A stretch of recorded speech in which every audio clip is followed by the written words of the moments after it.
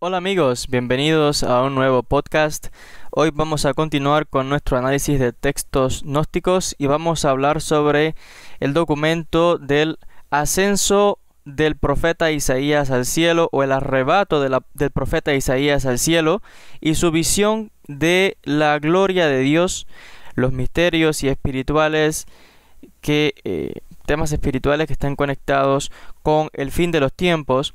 Y se nos habla también de la transformación del profeta Isaías en un ángel, y todo esto dentro del marco de este documento antiguo que ya les decía tiene como nombre Visión y Ascensión de Isaías, que es un texto de origen cristiano y que se relata y se nos dice que es una segunda visión del profeta, en la que éste cuenta su visita a los 7 cielos guiado por un ángel y su visión de la vida de Jesús. Esta obra se ha conservado junto a las otras dos que ya hemos analizado, y su autor, redactor final, es quizá el mismo que el de la obra anterior, que nos habla sobre el famoso testamento del rey Ezequías, que ya les decía que hemos comentado anteriormente. Según nos cuenta el profesor Antonio Piñero, en cuanto a esta obra, nos dice que además del etíope clásico, fragmentos de estas 3 obras se nos han transmitido en un papiro en lengua griega, denominado papiro Amherst, y aquí en la obra que vamos a analizar hoy, lo que vamos a contar, pues es la obra de origen etíope, que es más completa. Y en esta obra de la ascensión del profeta Isaías se nos narra de cómo él tiene una visión, como un ángel lo guía por cada uno de los diferentes niveles del cielo hasta que finalmente llega al 7º cielo, y en el 7º cielo tiene una visión de la gloria de Dios. Nos habla de un ángel, del ángel del Espíritu Santo, y nos habla del encuentro con el Señor. Y tanto Isaías como el ángel del Espíritu Santo, el Señor, todos rinden homenaje al Padre, al cual adoran. Ahora, les decía que este es un texto de origen cristiano que, pues, como verán en la lectura que vamos a hacer del documento, presenta aspectos que están en similitud y, por supuesto, concordancia con la teología del cristianismo y las creencias cristianas. Y es muy interesante porque el texto nos habla incluso de que el profeta es transformado en un ángel y habla de lo que le espera a los santos y a aquellos que se mantengan fieles en un momento en que recibirían recompensa en los cielos. Sin más dilación, vamos a citar directamente de este documento antiguo. Estamos hablando de un texto que les decía que en su conjunto, conocido como la Ascensión de Isaías, va muy antiguo, hacia el siglo II, pero que posteriormente pues se fue editando por manos cristianas, escribas cristianos, y es muy interesante lo que el texto nos cuenta. Citaremos inmediatamente y dice así: Visión que tuvo Isaías, hijo de Amós. En el año 20 del reinado de Ezequías, rey de Judá, vinieron desde Gálgala Isaías, hijo de Amós, y Jasub, hijo de Isaías, a Ezequías a Jerusalén. Entró Isaías y se sentó en el estrado del rey. Aunque le habían traído un asiento, no quiso sentarse en él. Comenzó Isaías a hablar con el rey Ezequías sobre fe y justicia. Y escuchen ahora lo que va a acontecer, porque Isaías entra en una especie de trance y pierde el habla totalmente. La gente está atónita porque comienza a hablar por medio del Espíritu, y el rey manda a llamar a la gente y al pueblo y se reúnen a ver aquel espectáculo y a dar gloria a Dios por aquel digamos que momento crucial donde un profeta está dando testimonio. Lo que ellos no se imaginan es que además Isaías está siendo arrebatado en espíritu hacia el cielo, donde un ángel lo está guiando. Escuchen cómo dice: mientras éste pronunciaba palabras verdaderas, Isaías, le sobrevino el Espíritu Santo, y todos veían y oían las palabras de este Espíritu. El rey había llamado a todos los profetas y a todo el pueblo que se encontraba allí, y vinieron.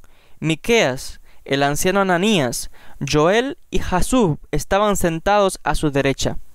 Y ocurrió que cuando oyeron todos la voz del Espíritu Santo, se pusieron de rodillas y alabaron al Dios justo, al Altísimo que está en el excelso mundo, al santo que mora en lo alto, al que descansa en los santos, y dieron gloria al que ha concedido al hombre en el mundo tamaña excelencia de palabra. Mientras hablaba por el Espíritu Santo, y todos lo escuchaban, enmudeció, cayó en éxtasis, y no veía ni siquiera a los que estaban ante él. Aunque sus ojos estaban abiertos, su boca callaba y su pensamiento corporal había sido arrebatado a lo alto. Pero su respiración seguía en él, pues sólo estaba teniendo una visión. El ángel enviado a mostrársela no era de este firmamento, ni uno de los ángeles gloriosos de los 6 cielos que hay sobre este mundo, sino que había venido del 7º cielo. No imaginaba el pueblo que el santo Isaías estaba en éxtasis, sólo lo sabía el círculo de los profetas, mas la visión que tuvo el santo Isaías no era de este mundo, sino de lo oculto a la carne.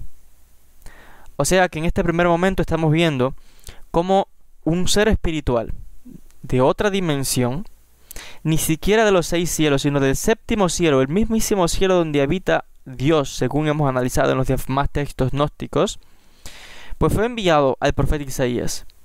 Y como vemos, Isaías cae en una especie de trance, donde él queda enmudecido. La gente no sabe qué sucede. Los únicos que se percatan de lo que está aconteciendo son los demás profetas que estaban allí, porque al ser profetas también experimentan este tipo de trance donde, digamos, para que tengamos una idea, y es una comparación que puede sonar un poco quizás rara, pero no es disparatada para nada, porque es la manera en que ocurre.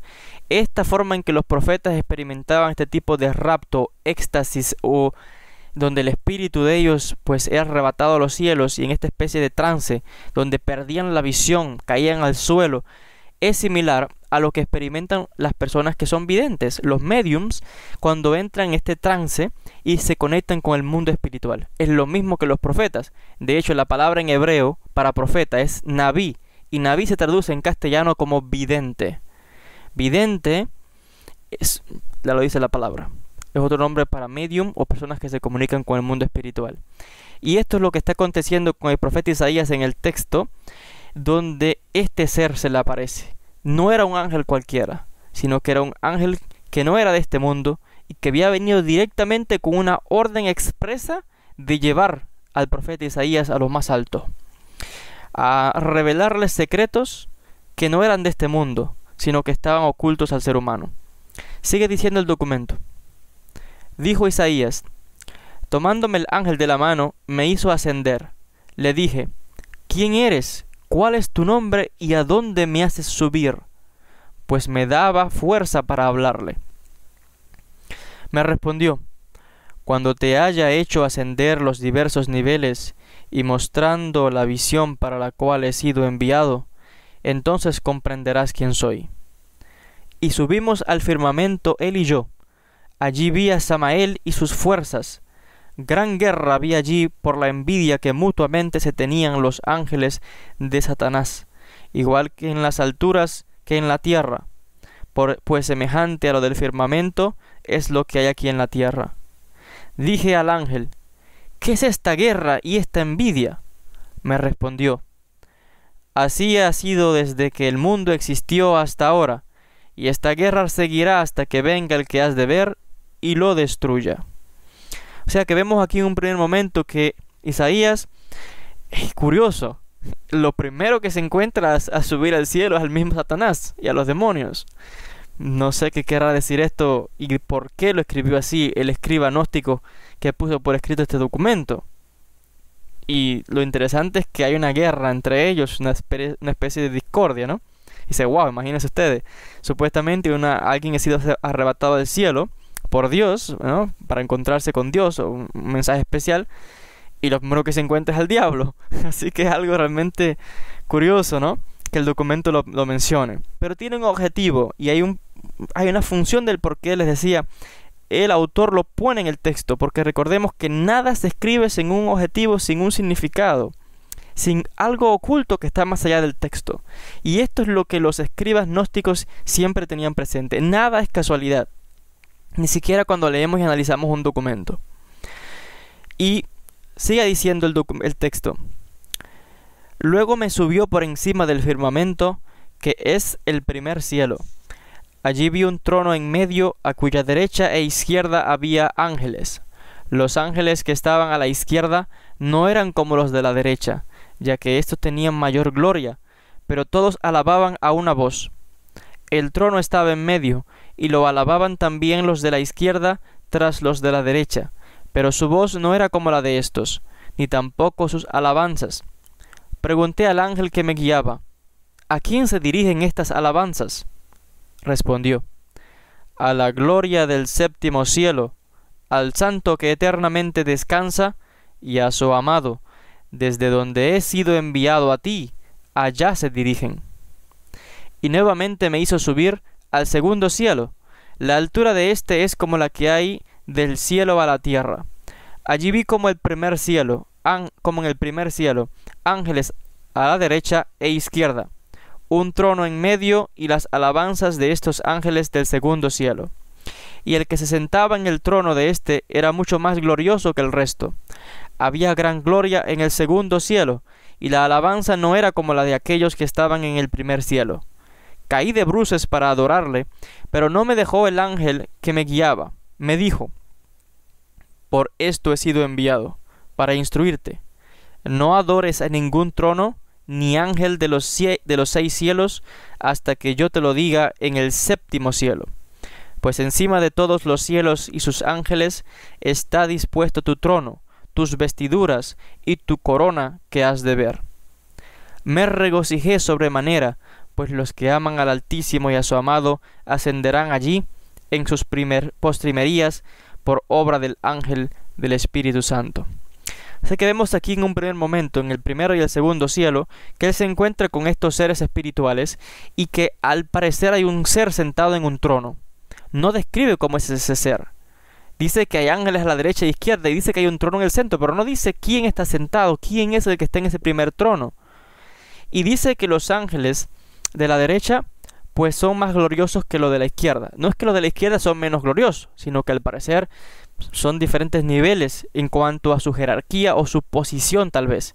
Y que cantan una alabanza que es una alabanza no a ese que está en el trono en ese primer cielo ni en el segundo cielo, sino que va directa al séptimo cielo, que es donde se encuentra el Todopoderoso. Y lo interesante aquí también es que el documento está resaltando que Isaías, cuando ve ya en el segundo cielo a este ser espiritual, este ángel en el trono, pues cae al suelo de rodillas y va a adorar a este ángel. Y el otro ángel le dice: no lo hagas, no adores a ninguno de los ángeles de los 6 cielos, sino hasta que te lo diga que está en el séptimo cielo. O sea que el documento está mostrando aquí un carácter monoteísta, indicando claramente de que no se le debe dar gloria a ningún ángel, a ningún ente espiritual, ni a nadie a no ser a Dios. Y esto es una enseñanza que estamos extrayendo de aquí este documento gnóstico. Todos aquellos que oran a los ángeles, que adoran a los ángeles y que piden a otros seres espirituales, incluso cualquier ser humano, o se dirigen a un ídolo contra sí o para sí, pues es algo que está en desacuerdo con la creencia del monoteísmo, donde la adoración se debe dar únicamente a Dios. Y es interesante que un profeta como Isaías, ¿acaso no puede haber alguien más monoteísta que ese? ¿Cómo puede ser que inmediatamente cae de rodillas a rendir gloria a un ángel? Algo que no tiene lógica desde el punto de vista que estamos mirándolo. Y es que el documento nos está, o la historia, nos está mostrando algo. Isaías es un ser humano, y en la naturaleza del ser humano está, lamentablemente, esa tendencia a idolatrar tanto a veces a seres humanos como a entes espirituales, pensando que estos o pueden ser Dios o son intermediarios que pueden traer beneficios al ser humano. Recordemos que, y estos son los peligros de la idolatría, donde cuando encontramos en muchas comunidades, y esto lo hemos visto a través de la historia, tanto en las diferentes religiones, judaísmo, cristianismo, islam, siempre que hay un rabino carismático, siempre que hay un líder espiritual carismático, incluso en el tiempo moderno, la gente comienza a admirar a esta persona, ya sea por su conocimiento, por su brillantez, por sus cualidades, etc. Y si es un guía espiritual, un rabino, un sabio, un pastor, pues la gente le da todavía más honor.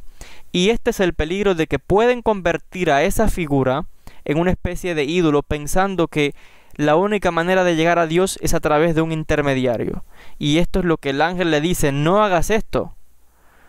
porque está ahí ilustrando de que si el ser humano tiende a idolatrar a otros seres humanos, pues con más razón podría tender a idolatrar a seres espirituales como pueden ser los ángeles o otras entidades, y es un peligro tremendo.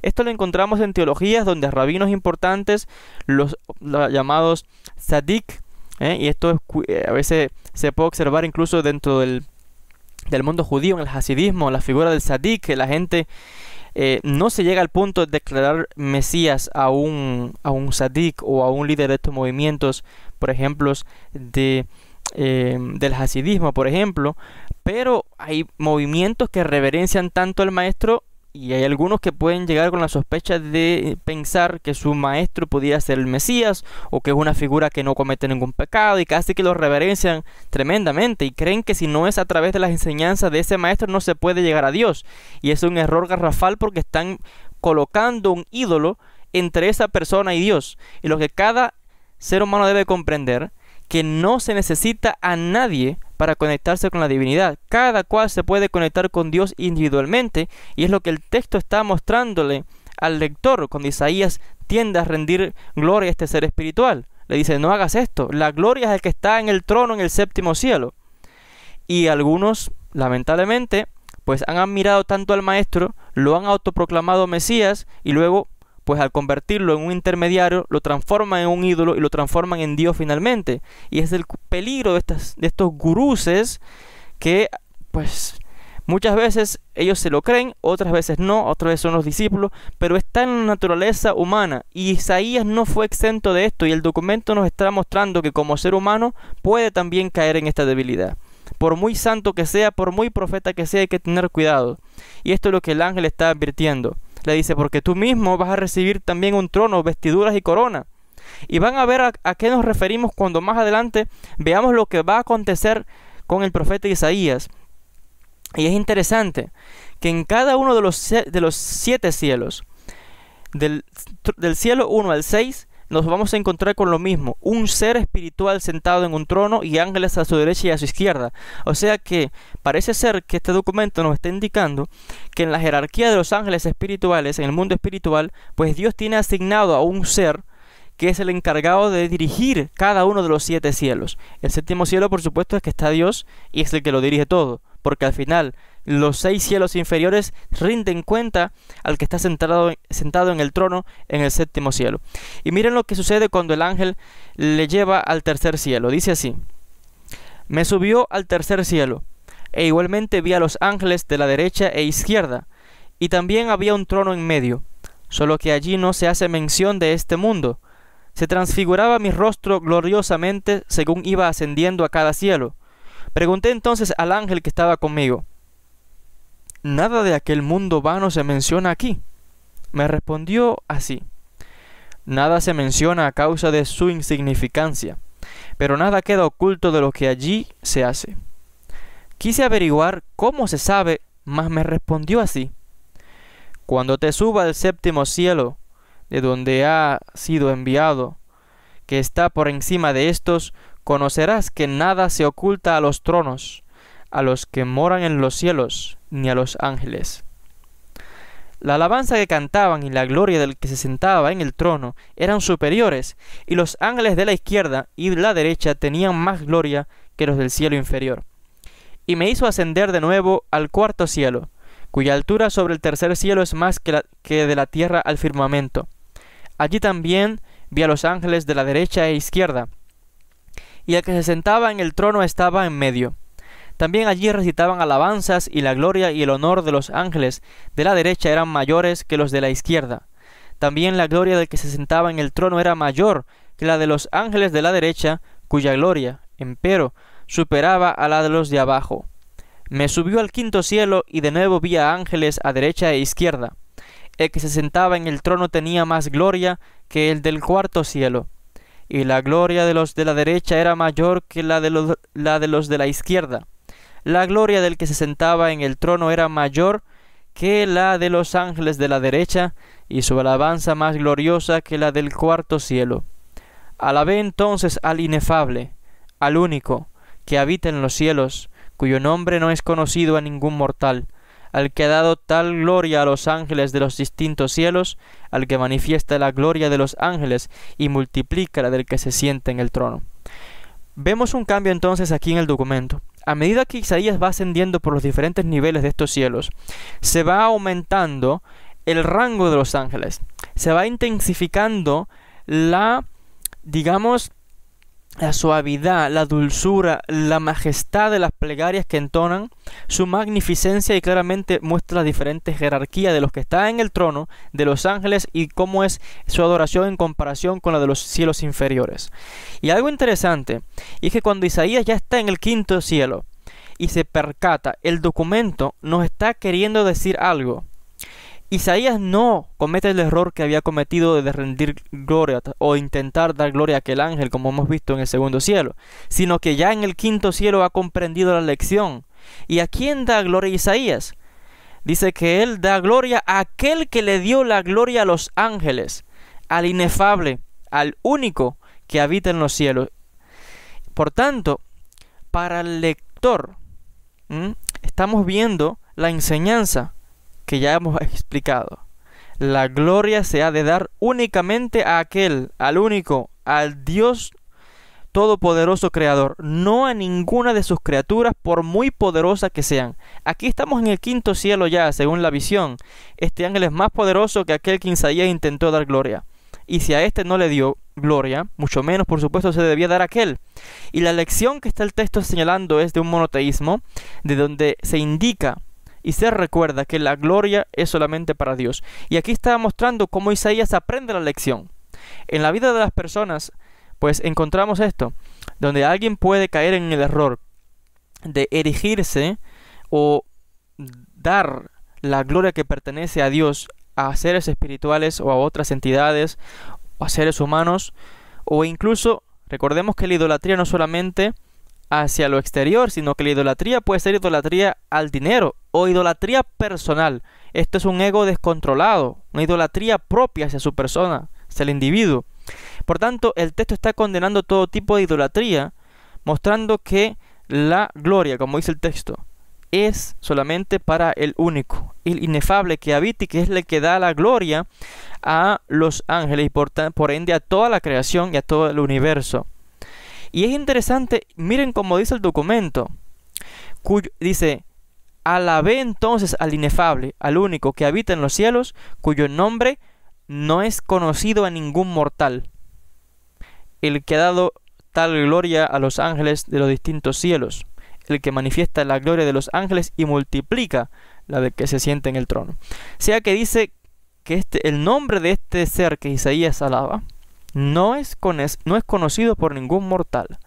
Muy interesante que este texto, que pertenecía a una comunidad cristiana gnóstica en la antigüedad, está diciendo que el nombre de Dios es el nombre inefable, único, que no es un nombre conocido por ningún ser humano. Ahí lo dice el texto, que no es conocido a ningún mortal. Y es muy interesante aquí la diferencia entre este movimiento cristiano antiguo con otros movimientos tanto posteriores como cristianos actuales, donde afirman muchos cristianos conocer el nombre de Dios y lo llaman de diferentes formas: Yahvé, Jehová, Jehová y mil nombres extraños que realmente pues están alejados de la definición del nombre de Dios, porque el nombre de Dios, lo dice el texto, y está en concordancia con la opinión de los sabios de Israel. Es un nombre que no es conocido de ningún mortal, porque es que Dios no puede ser definido ni siquiera por un nombre.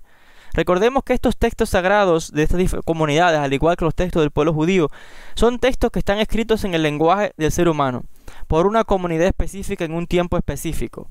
Por tanto, hay que decir que lo mismo que la Biblia ha sido revelada en el lenguaje de los hombres, es para la comprensión del ser humano. Pero imposible decir que Dios se encuentra dentro de un texto escrito literalmente. Imposible decir que Dios se puede contener dentro de un nombre, porque un nombre implica algo finito dentro del tiempo y el espacio en que nos encontramos. Toda la creación en que estamos ahora actualmente, como seres humanos en un universo, está limitada por el tiempo y el espacio. En nuestro universo existe el tiempo y el espacio, lo que indica limitación. El Dios Todopoderoso, creador de todo, está más allá del tiempo y del espacio, por tanto es infinito, y por tanto es imposible, que si ni el universo lo puede contener, mucho menos un nombre. Por ello es que en el misticismo y también en sentido general en el pueblo judío, pues se dice así, que este nombre no es conocido a ningún mortal. Y aunque en la antigüedad se afirme que hay una manera de pronunciar el tetragramatón, el nombre de 4 letras del nombre de Dios, en realidad era un nombre que se pasaba secretamente solamente por el sumo sacerdote a otro sumo sacerdote y así, por generación. Y recordando que aun cuando se supiera una pronunciación de tal nombre, vuelvo a repetir, jamás se imagine ningún ser humano que ese es como tal el nombre del creador inconocible del universo. Y es como el texto lo está mostrando, es un Dios que es único. Mucho menos puede la mente humana imperfecta, incapaz, llegar a definir o a resumir o a limitar o a creerse en posesión de la divinidad y conocedor de todos sus secretos. Dios se puede manifestar de diferentes maneras a su creación, y es lo que el texto nos está diciendo. Ahora, algo acontece cuando Isaías llega al 6º cielo, y dice así: todavía me hizo subir a la atmósfera del 6º cielo, y vi una gloria que no había visto en el 5º. Vi ángeles que eran de gran gloria, y la alabanza allí era santa y admirable. Dije al ángel que me guiaba: ¿qué es lo que veo, mi señor? Me respondió: no soy tu señor, sino tu compañero. Nuevamente le pregunté: ¿cómo es que no hay ángeles compañeros a la izquierda? Volvió a responder: a partir del 6º cielo ya no hay ángeles de izquierda ni trono en medio. Las órdenes las reciben del poder del 7º cielo, donde moran el inefable y su elegido, cuyo nombre no es conocido ni puede saberlo ninguno de los cielos, pues sólo Él es aquel a cuya voz todos los cielos y tronos responderán. He recibido poder y he sido enviado para hacerte ascender aquí, para que veas esta gloria. Eso ya volvemos a enfatizar y el texto lo está mostrando. Isaías otra vez le dice: mi Señor. El ángel le dice: cuidado, no soy tu Señor. La gloria es para Dios. Somos iguales, soy tu compañero. Y dice, aquí ya la gloria, el nivel es tal, de cercanía a la divinidad, que pues ya aquí no hay ni ángeles izquierda ni trono, porque aquí las órdenes vienen directas del 7º cielo, de aquel cuyo nombre no es conocido ni puede saberlo ninguno de los cielos. O sea que ¿quién puede comprender realmente la esencia de la divinidad? ¿Y por qué tanto asunto con el nombre y el nombre que no se menciona? ¿Por qué no se menciona el nombre? Isaías quiere saber. Hay que decir algo. En la antigüedad, y esto lo encontramos en las religiones antiguas y también en el mundo del esoterismo, del misticismo, del gnosticismo y en el mundo de la magia, de las culturas antiguas, y es que el saber el nombre de un ser espiritual, de un ángel o de un demonio, significaba que la persona que conocía ese nombre dominaba, podía controlar a ese ser espiritual o a esa entidad. Y por tanto, de ahí que está con esta insistencia, Isaías quiere saber el nombre y dice: no, ese nombre no se conoce a ningún otro ser espiritual y mucho menos al ser humano. Porque ¿quién puede osar decir que conoce el nombre de Dios como si hubiese poder o autoridad para controlar a la divinidad? Es imposible. Y volvemos a trasladarnos. Hay que ir al pasado, en la época en que se escribió este documento, en la comunidad en que se escribió, en el sitio que se escribió, en las creencias de esa comunidad específica, para comprender la mentalidad del autor del documento en consonancia con su comunidad. Es un error interpretar el documento en tiempo actual aplicando a cualquier movimiento, incluso siendo cristiano, con una mentalidad moderna. Por ello es que hay que saber bastante de la historia del mundo antiguo, de las religiones del mundo antiguo y de las comunidades específicas, y de ahí que los historiadores y los expertos en estos temas de la academia se especializan en comunidades antiguas específicas y tratan de penetrar la mente del autor, tratando de aproximarse a cómo podría ser el pensamiento de que editó estos documentos, para ver cómo funcionaba esa comunidad en el pasado. De ahí la significancia de entender el contexto en que se escribe el documento. Sigue diciendo: me hizo subir al 6º cielo. allí todos nombraban al Padre primero, a su amado, el Mesías, y al Espíritu Santo, todos al unísono. Su voz no era como la de los ángeles de los 5 cielos, ni como sus palabras, sino que era allí otra. Había una luz. Cuando estaba en el 6º cielo se me antojaron tinieblas las luces que había visto en los otros 5. Me regocijé y alabé al que ha concedido semejantes luces a los que esperan su promesa, e imploré al ángel que me guiaba no volver más al mundo carnal. Pues he de deciros, Ezequías, Jasub, hijo mío, y Miqueas, que es mucha aquí la tiniebla.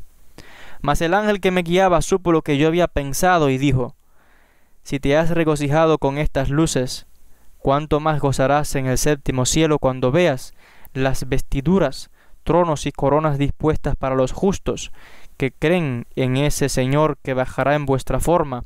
Pues la luz de allí es grande y maravillosa. Y en cuanto a lo de no volver a tu carne, o en cuanto a lo de no volver tú a la carne, aún no se ha cumplido tus días para venir aquí. Oyendo esto me entristecí, mas él me dijo: no te entristezcas. Una serie de detalles que hemos de recalcar en esta sección del documento. Primeramente, en el 7º cielo se dice que allí todos nombran al Padre primero, y luego a su amado y al Espíritu Santo al unísono, como uno solo. Ya que encontramos más marcada claramente la presencia y la afirmación de que este es un texto cristiano, porque estamos encontrando aquí la figura del Padre, la figura del amado, que es el Mesías o el Cristo, el Espíritu Santo. 3 figuras aquí, la Trinidad. Por tanto es un documento cristiano sin lugar a dudas. Pero es interesante que se enfatiza primero al Padre, dice el texto. Así que aquí parece que en la mentalidad del autor, y recordemos que en este momento en que este documento se escribió hacia finales, que es un texto antiguo del siglo II, pero que bien pudiera haber llegado y ser continuado con adición hasta el siglo IV, aproximadamente, cuarto, quinto, por esas fechas, no estaba definida claramente el concepto de la Trinidad en la mente de los cristianos del mundo antiguo en general. Por ello es que el autor aquí tiene como un dilema para consigo mismo, porque intenta como decir, bueno, cuidado, está Dios y hay que darle la gloria, pero ahí está como asomando ya la teoría que va a dar origen a la creencia de la Trinidad que va a aparecer en el mundo cristiano, pero que parece que no se ha manifestado, pero que su simiente está ahí, porque dice, tiene un conflicto el autor, está enfatizando el monoteísmo, pero luego dice, allí todos nombran al Padre primero, a su amado el Cristo y al Espíritu Santo, todos al unísono. O sea que como que trata de autoexcusarse como diciendo, bueno, el Padre primero, pero a los demás también. Entonces ya aquí empieza a asomar este concepto de la Trinidad que va a aparecer en el mundo cristiano y que va a tomar forma después del siglo IV en adelante, pero que tenemos los simientes en estos textos un poco raros que los teólogos cristianos con el paso del tiempo de análisis y debates pues reconocen y forman las diferentes teologías que son las creencias del mundo cristiano que se van a desarrollar con el paso de los siglos. Y lo interesante es que dice Isaías que este era un sitio donde había mucha luz. Y dice que aquello era de tal magnitud que nada se comparaba a lo que había visto anteriormente. Y por eso se regocija y dice el texto que él pensó en no regresar a la tierra. Y este ser espiritual que lo guiaba supo el pensamiento de Isaías. Por eso se lo dijo. Eso de tú no regresar a la tierra, no. Tienes que regresar porque todavía no se han cumplido tus días para volver aquí. Y esto es muy interesante. En el mundo místico, aquellos místicos en sentido general, en todas las diferentes corrientes y vertientes de la mística, encontramos que el practicante experimenta esta especie de rapto, de éxtasis, de arrebatamiento, como lo que está aconteciendo en el profeta Isaías, y se eleva a los mundos espirituales y ve visiones de los mundos espirituales, los ángeles, y aquello le maravilla mucho, y la persona se siente muy bien, porque claro, el alma viene de estos mundos elevados, y el alma no quiere regresar al cuerpo después. Y el ángel le dice, no, tienes que regresar. Dice, te he traído aquí para que veas esta gloria, pero tienes que regresar al mundo. No puedes quedarte aquí todavía. ¿Por qué? Dice que no se han cumplido tus días. Y esto ya lo he explicado en otros vídeos donde se habla de los peligros de aquellos que ascienden a los mundos espirituales y solamente quieren estar conectados con la espiritualidad, no descender al mundo físico, sino estar todo el tiempo en el mundo de los ángeles, en el mundo de los espíritus, viendo visiones y hablando y no sé qué. Y le dice, no. ¿Por qué? ¿Cuál es el peligro? Porque se puede crear una desconexión con el mundo terrenal y el alma puede ser que no quiere entrar al cuerpo y ocurre una muerte a destiempo. Y esto es lo que les ha acontecido a muchos místicos a través de la historia. Son capaces de entrar en una especie de trance, ya sea un trance meditativo o arrebatamiento de éxtasis tal, que la persona queda como muerta. Recordemos que mientras esta visión tiene lugar, Isaías se encuentra en la corte del rey Ezequías, y la gente no sabe lo que está pasando porque él está como en el suelo, con los ojos ahí mirado y sin habla, está perdido. La gente no sabe qué acontece. Y no saben que él está siendo llevado al cielo y arrebatado con esta serie de visiones. Y es algo similar a lo que le sucede a los diferentes místicos y aquellos que quieren entrar al mundo espiritual y elevarse constantemente. Pueden perder la desconexión y su alma puede desear quedarse en el mundo espiritual.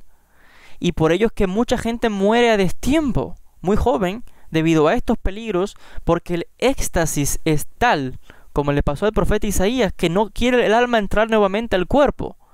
Por eso es que muchos, cuando entran en una especie de meditaciones, tienen que prometer que cuando su alma salga del cuerpo, tienen que regresar al cuerpo, no pueden quedarse.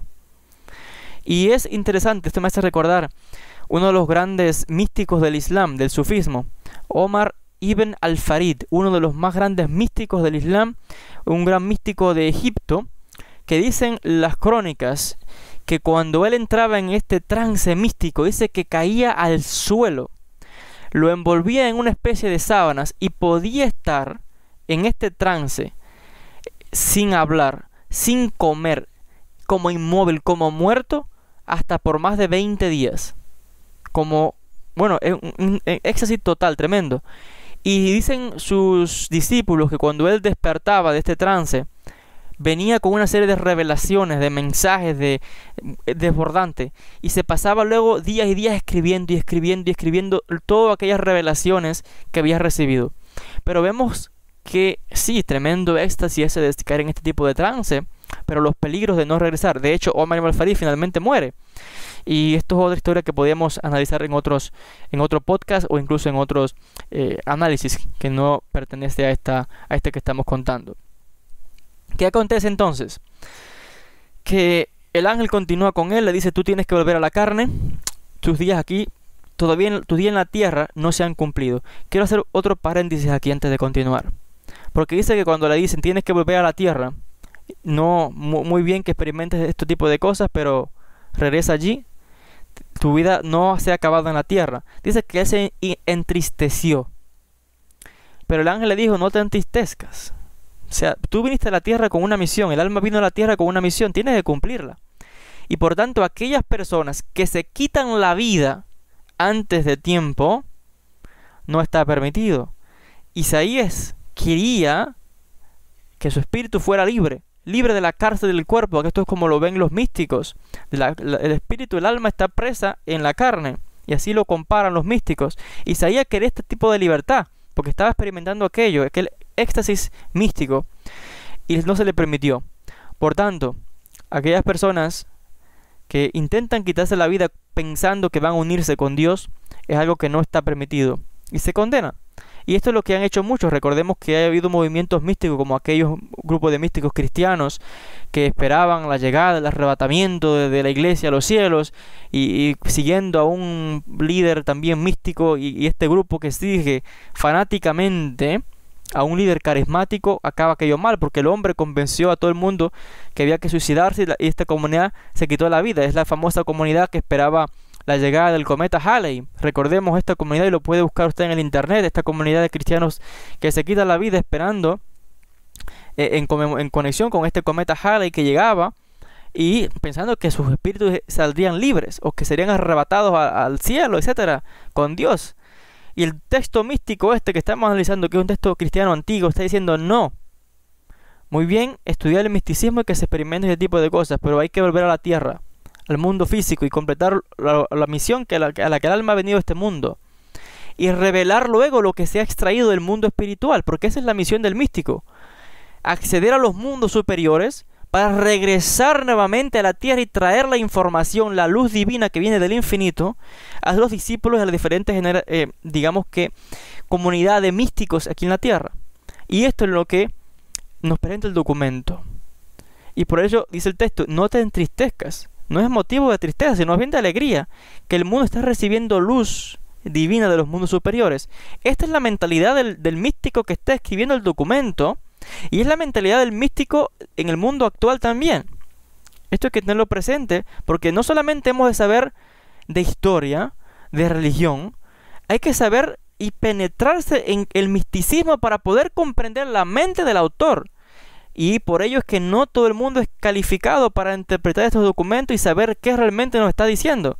Si usted mismo no es un místico y se transforma y se compenetra en la mentalidad del autor, muy difícil que pueda comprender qué está queriendo decir realmente.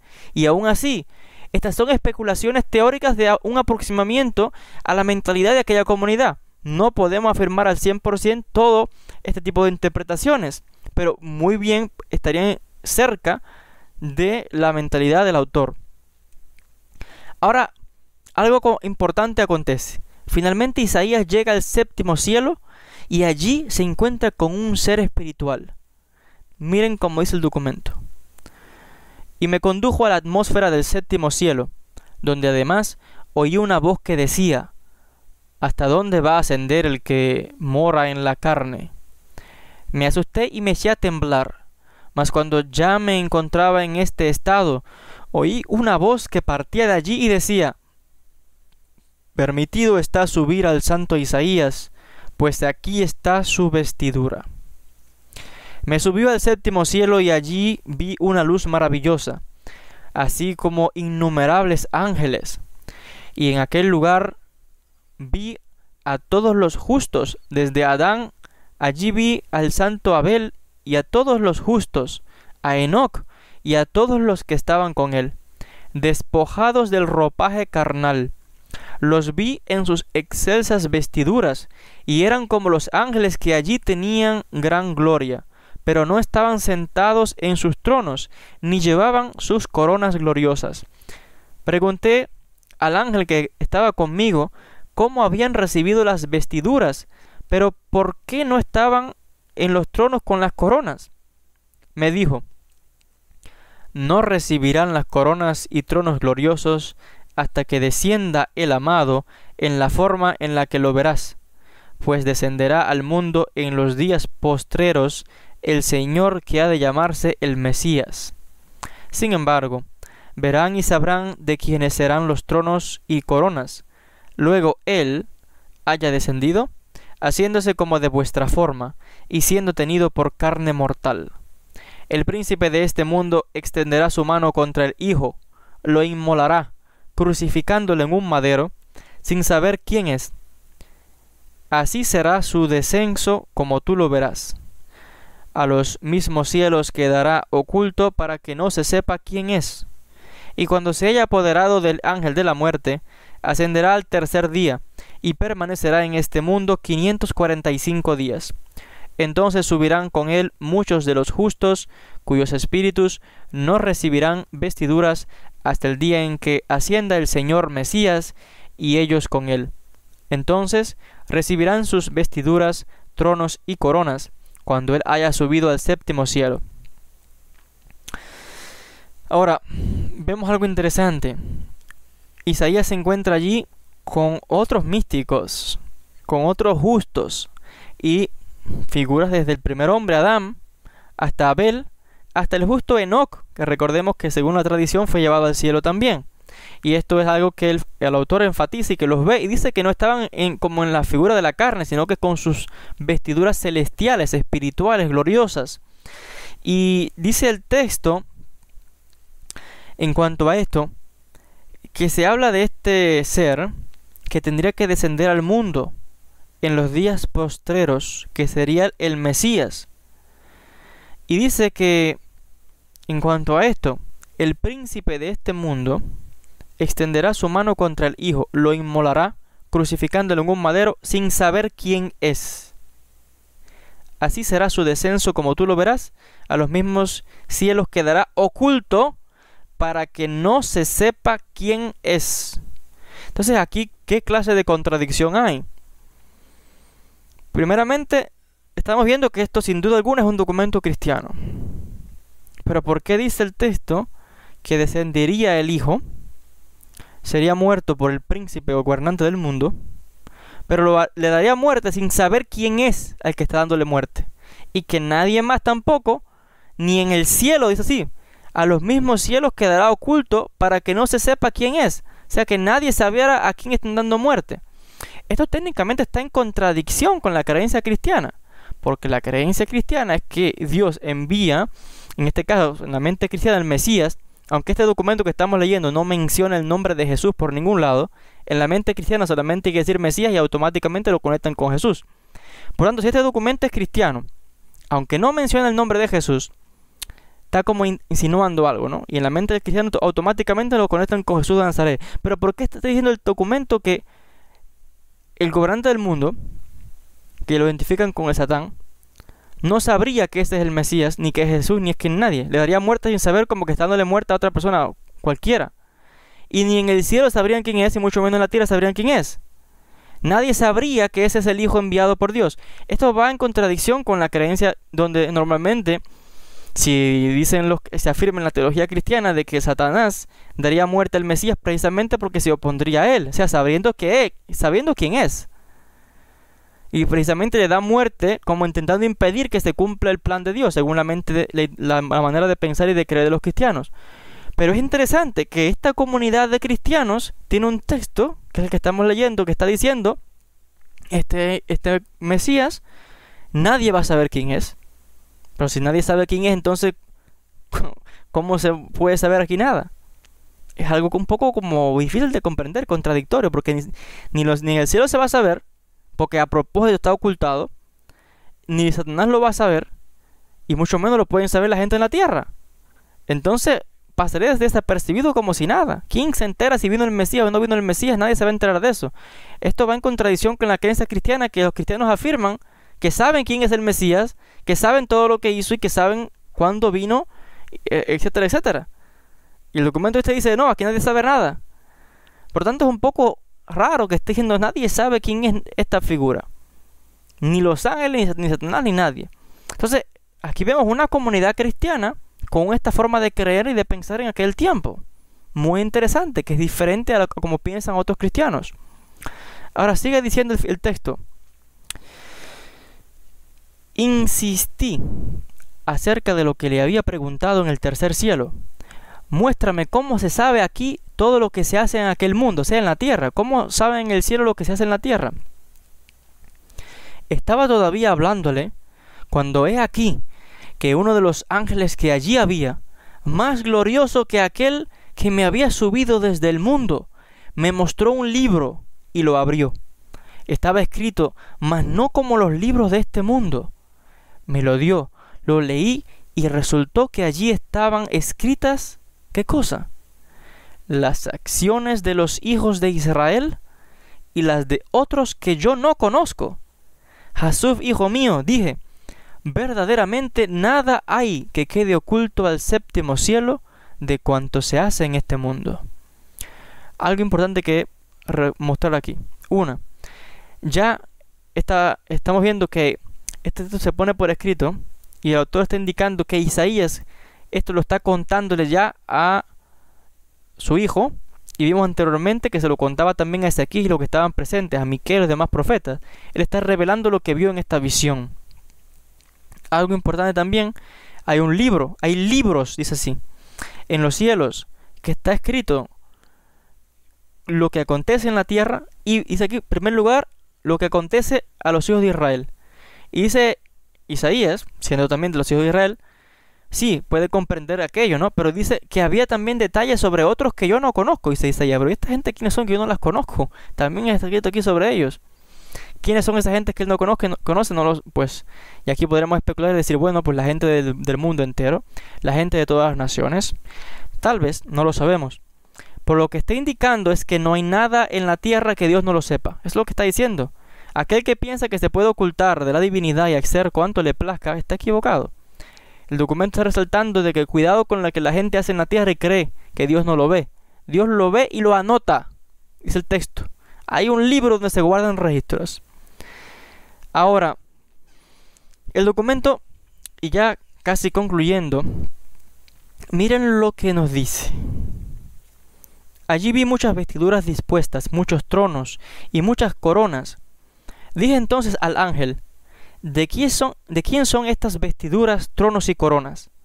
Me respondió, muchos de este mundo serán los que reciban estas vestiduras, al creer en la palabra de aquel que se llamará como te dije, guardándola, creyéndola en ella y en su cruz, para ellos están preparadas. Y vi a uno que estaba allí, cuya gloria excedía a todos, grande y maravillosa era su gloria. Después, todos los justos que había visto, así como los ángeles, se llegaron a él.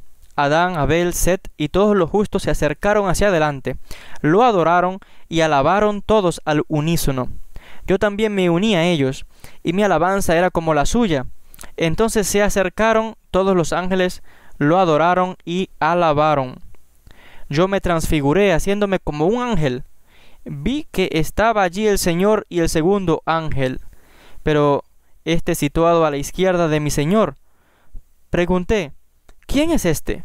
Me respondió, adóralo, pues este es el ángel del Espíritu Santo, que habla por ti y por los otros justos. Vi entonces la gran gloria al abrirse los ojos de mi espíritu, pero no pude continuar contemplándola, ni tampoco el ángel que iba conmigo, ni ninguno de los semejantes a los que había visto adorar a mi Señor.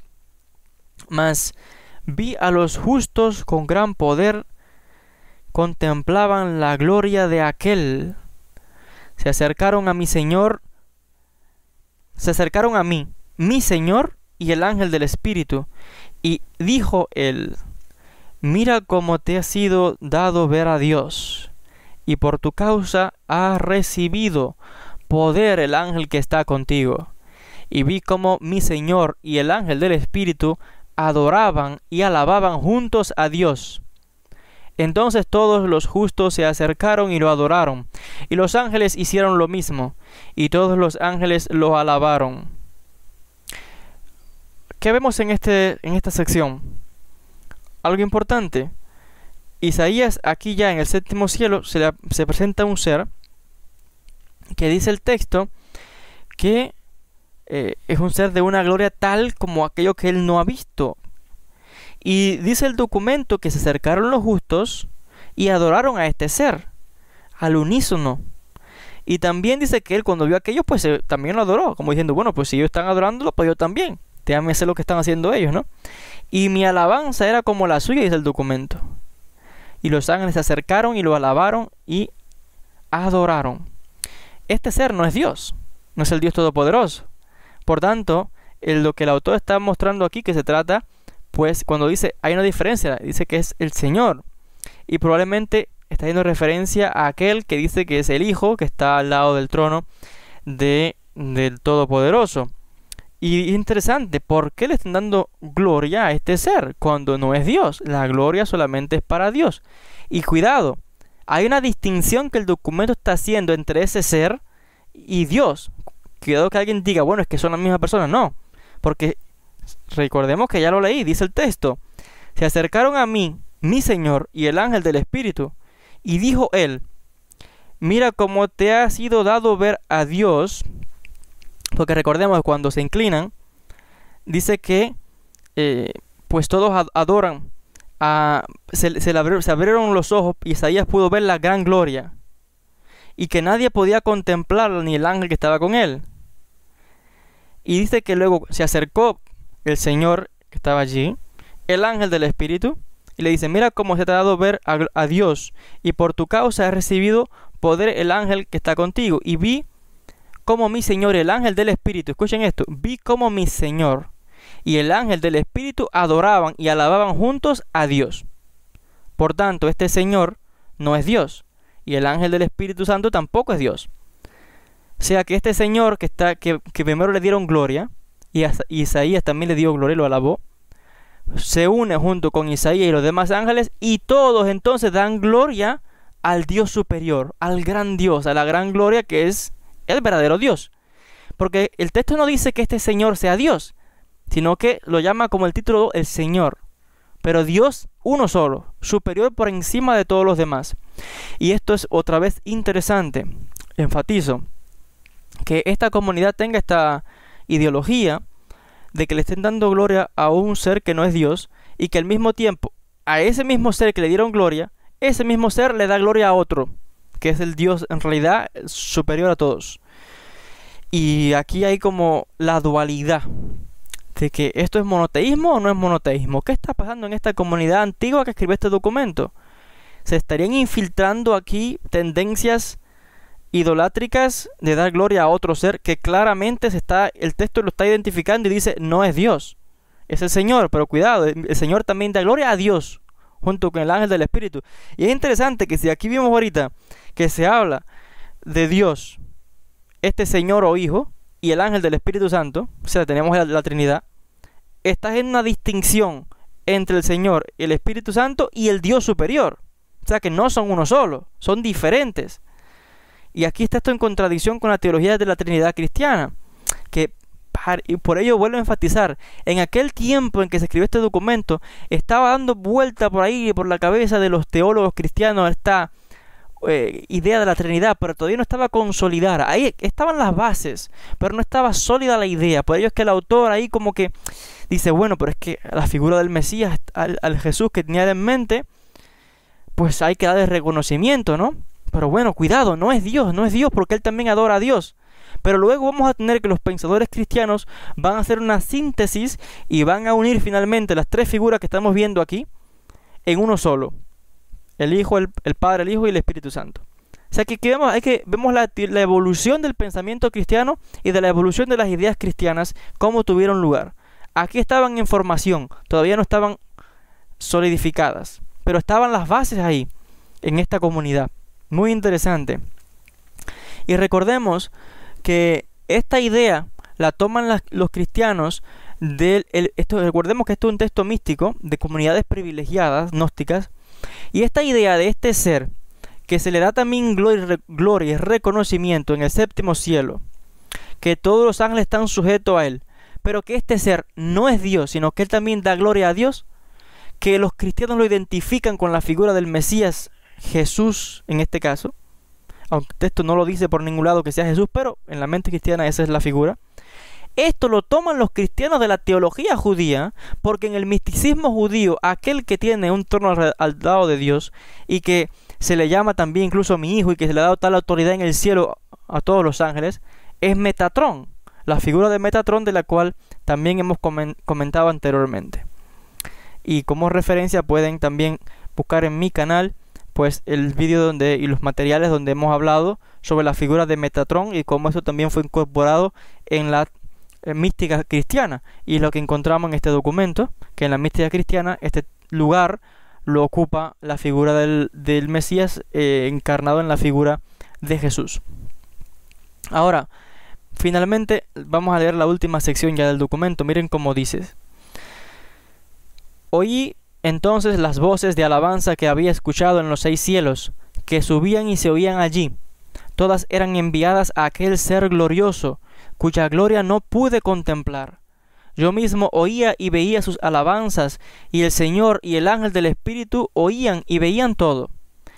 Todas las alabanzas que se enviaban de los 6 cielos no solo se oían, sino que se veían. Oí decir al ángel que me guiaba: este es más excelso que los excelsos, el que mora en el mundo sagrado y descansa en los santos, el que ha de ser llamado por el Espíritu Santo en boca de los justos, Padre del Señor.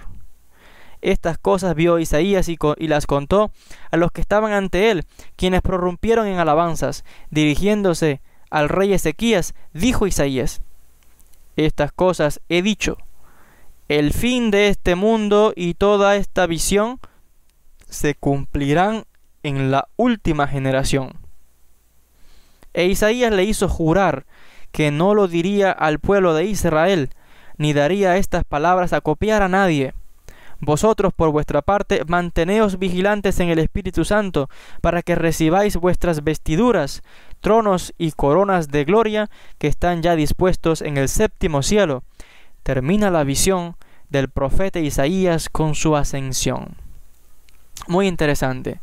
Al final, toda esta ascensión y todo lo por lo que atravesó el profeta Isaías, todas estas revelaciones, todos estos seres que él ve al final, tienen un solo objetivo: llegar hasta lo más elevado y mostrar en el quién se encuentra más encima que todo otro ser, más encima que el Espíritu Santo, más encima que el mismísimo Señor o Hijo de Dios, aquel que llaman el Padre del Señor, como dice el documento. Y a ese es el que hay que rendir gloria. Está enfatizando y ensalzando este texto. Por tanto, lo interesante que nos encontramos aquí es que luego Ezequías, el rey, cuando escucha estas palabras, dan gloria a Dios por aquella gran revelación.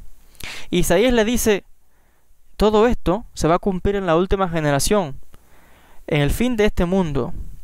Interesante. Y aquí le da el toque ese que tienen los textos místicos antiguos.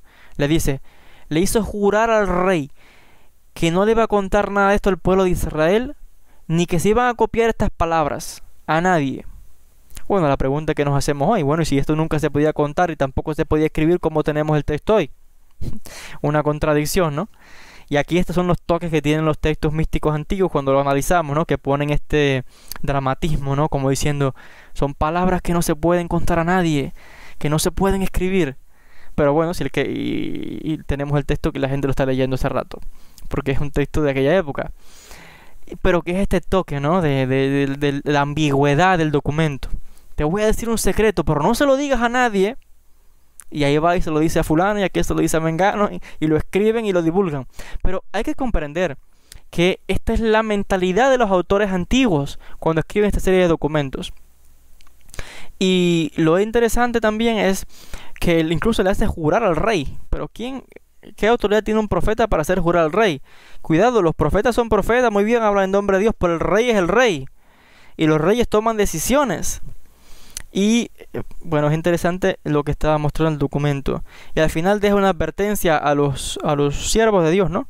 Como diciendo, miren, manténganse firmes, manténganse en lo correcto, porque ya los tronos, las coronas, todo está listo para ustedes en el séptimo cielo.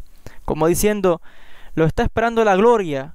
Así que procuren hacer el bien. Y ahí acaba esta visión, ¿no? Dándole como una esperanza a los justos de la recompensa celestial que les espera con estos tronos donde se van a sentar y van a reinar y van a gobernar. Porque el que tiene trono y que tiene corona es un gobierno, ¿no? Bueno, la pregunta es que aquí todo el mundo gobernando, ¿cómo es esto?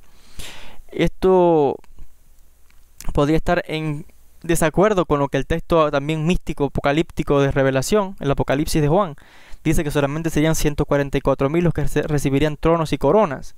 Y también hay un problema aquí porque los evangelios, los 4 evangelios, si mal no recuerdo, creo que es en el libro de Mateo, Marcos, los discípulos están hablando con Jesús y lo que ellos están conscientes es que le dicen, nos vamos a sentar los 12 discípulos, en consonancia con las 12 tribus de Israel, dice el texto, nos sentaremos sobre 12 tronos a juzgar a las 12 tribus de Israel.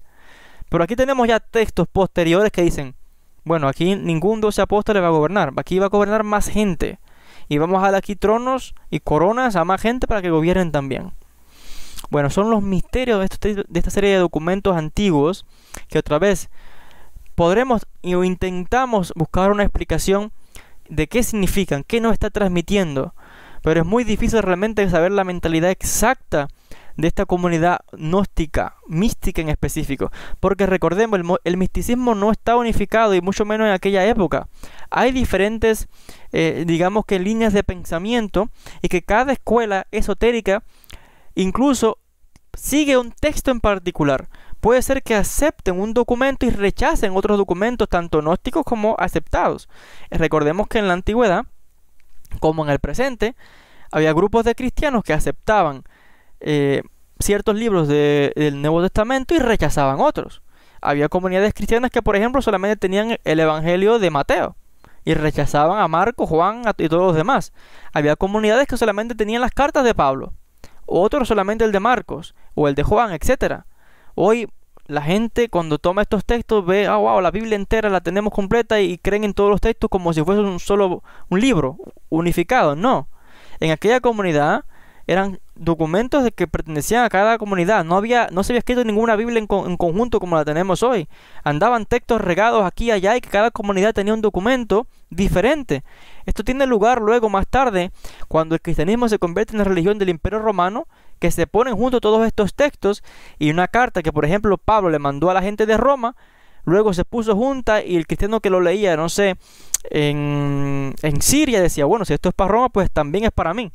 Cuando Pablo no se lo envió a él, se lo mandó a la gente de Roma. Pero trataban de buscar la ética de cómo aplicárselo ellos mismos, aunque en realidad era un documento para la gente de Roma. Lo de los corintios para corintios, los de Filipenses para los de Filipos, etcétera, etcétera.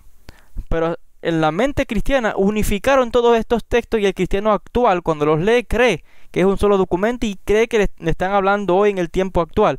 Vale, muy bien, esa es la creencia cristiana, pero que se sepa que históricamente y originalmente esa no es la intención del autor, porque una carta que, como la carta de Filemón, que está hablándole del esclavo, del esclavo que se había fugado, es un documento que claramente está dirigido a esa persona. Hay un problema histórico que está aconteciendo en la comunidad. Se fugó un esclavo y le están diciendo, acéptalo y ve de vuelta.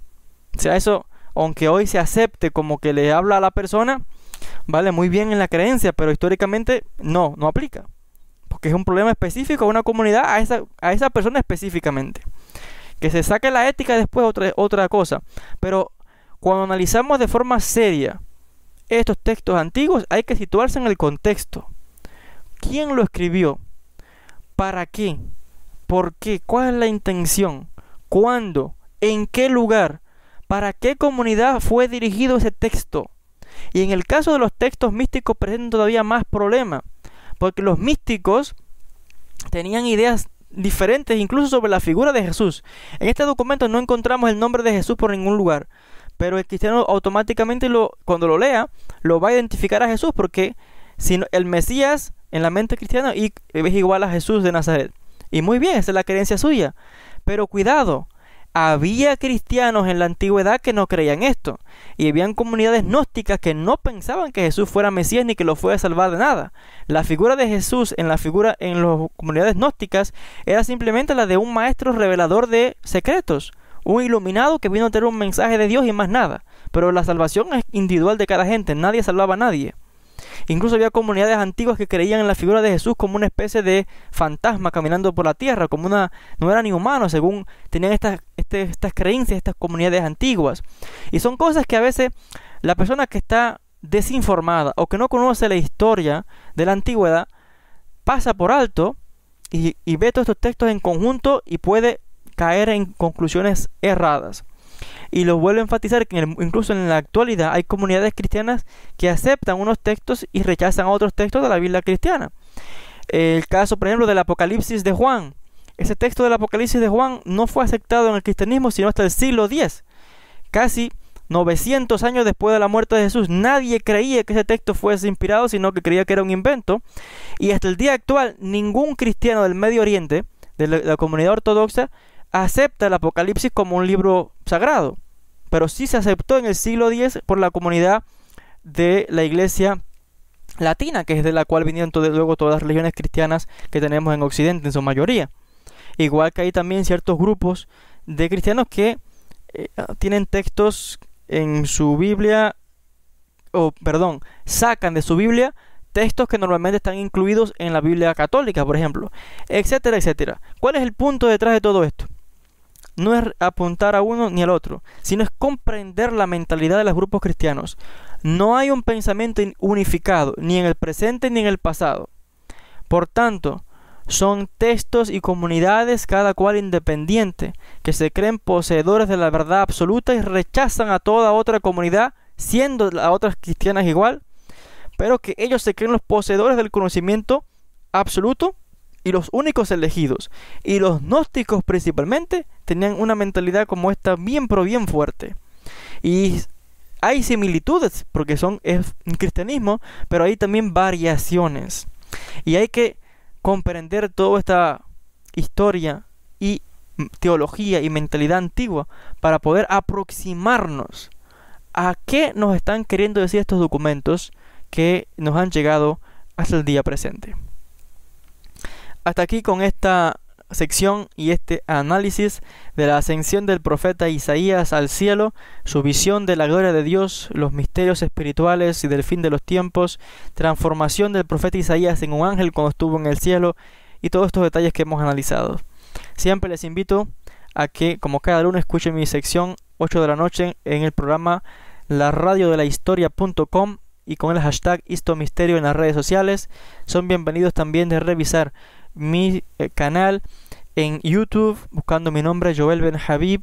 Pueden también encontrar materiales en español, en inglés, sobre las diferentes religiones monoteístas y las diferentes místicas cristiana, judía y también musulmana. Sobre esto y muchísimos temas. Les agradezco la atención. Como siempre, ha sido un placer estar con ustedes y sin más, hasta un próximo podcast.